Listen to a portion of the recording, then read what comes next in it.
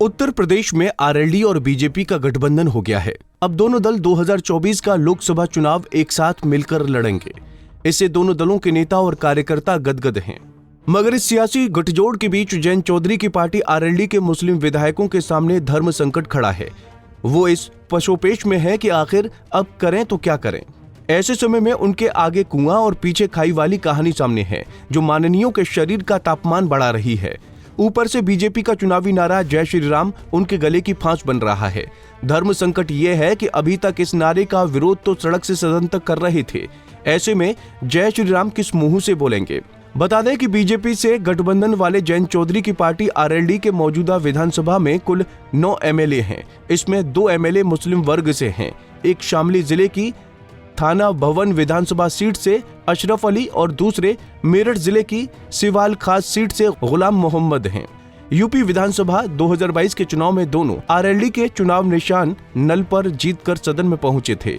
अशरफ और गुलाम दोनों ही ने बीजेपी के प्रत्याशियों को सियासी पिच पर पटकनी दी थी, लेकिन उन्होंने सपने में भी नहीं सोचा होगा कि एक समय ऐसा आएगा जो उनकी पार्टी आरएलडी के मुखिया जयंत चौधरी का हाथ बीजेपी से मिलेगा। मगर जो बात विधायक गुलाम मोहम्मद और अशरफ अली ने सपने में भी नहीं सोची थी, वो अब हकीकत में उनके सामने है। उनके कार्यकाल में ये समय 2 साल बाद ही आ गया है। अब उनकी पार्टी राष्ट्रीय लोक दल भाजपा से हाथ मिलाकर लोकसभा चुनाव 2024 लड़ने जा रही है। ऐसे में आरएलडी के मुस्लिम एमएलए अशरफ अली और गुलाम मोहम्मद के सामने आगे कुआं और पीछे खाई जैसे हालात हैं। वो अगर बीजेपी के साथ को स्वीकारते हैं तो मुसलमानों की नाराजगी उनको मोल लेनी होगी, क्योंकि ये बात सियासत में जग जाहिर है कि मुसलमान बीजेपी को उनकी नीतियों की वजह से पसंद नहीं करता है। अशरफ और गुलाम मोहम्मद को भी मुसलमान वोटरों ने बीजेपी के खिलाफ ही वोट देकर चुनाव जिताया था। ऐसे में भला वो कैसे इन विधायकों को बीजेपी के साथ चले जाना स्वीकार करेगा।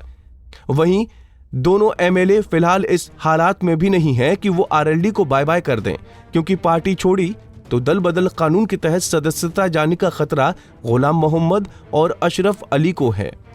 ऐसे में वो अपनी विधानसभा की सदस्यता गंवाने का जोखिम नहीं लेंगे। अगर वो पार्टी बदलते हैं तो सदस्यता जा सकती है, जिसके बाद उनकी सीट पर उपचुनाव होगा। ऐसे में आरएलडी बीजेपी गठबंधन से दोनों की सीट का समीकरण 2022 के चुनाव जैसा नहीं बचता है, जिसे उनका उपचुनाव लड़कर सीट बचा पाना भी मुश्किल होगा।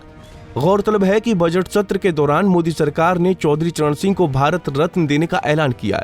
इसकी खुशी में लखनऊ विधानसभा के बाहर आरएलडी विधायक द्वारा मोदी जिंदाबाद का नारा जोर शोर से लगाया गया, जिसमें पार्टी के मुस्लिम एमएलए अशरफ और गुलाम मोहम्मद भी दिखाई दिए।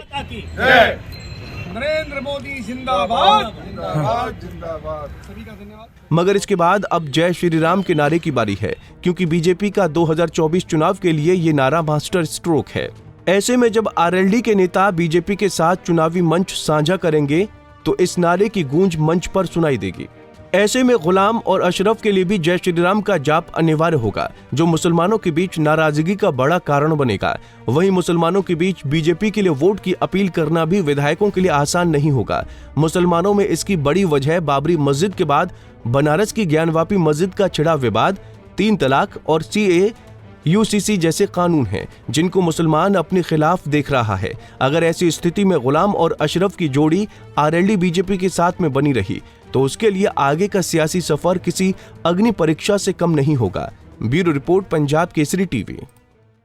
हमसे जुड़े रहने के लिए हमारे YouTube चैनल को सब्सक्राइब करें और नई वीडियो की नोटिफिकेशन के लिए बेल आइकॉन को दबाएं।